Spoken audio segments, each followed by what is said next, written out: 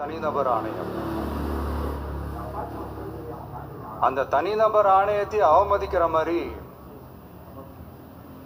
அரசு உயர் அதிகாரிகள், காவல்துறை உயர் அதிகாரிகள் எல்லாருமே நம்மளை பற்றி ஃபுல்லாக இந்த அவதூறுகள் பரப்பி ஒரு செய்தியாளர்கள் சந்திப்பு அவசரமாக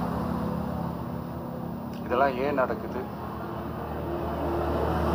எதுக்காக நடக்குது அப்படின்னு ஒட்டுமொத்த தமிழக மக்களும் கேள்வி கேட்க ஆரம்பிச்சாங்க. இதுவும் தமிழக முதல்வர் மறந்துட்டாரா? அதுக்கப்புறம் அந்த தனிநபர் ஆணையத்தை தலையிலேயே கொட்டி வீட்டுக்கு அனுப்பிச்சிட்டாங்க. அது வேறு விஷயம். இப்படி கேள்வி கேட்ட உடனே ஏதாவது பதில் சொல்லி ஆகணும்ல. அதனால சட்டமன்றத்தில் பேசும்போது உண்மை நிலையை தெளிவுபடுத்தத்தான்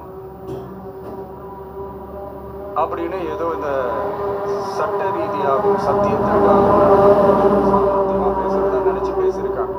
இப்படி ஒரு 50 வருஷமா பொது வாழ்க்கையில் இருக்கிற ஒருத்தவங்க முதல்வர் அவர்கள் சொன்னது எவ்வளவு பெரிய ஒரு வடிகட்டின பொய், சப்பை கட்டுன்னு நான் சொல்லல, உச்ச நீதிமன்றம் சொல்லியிருக்கிறாங்க.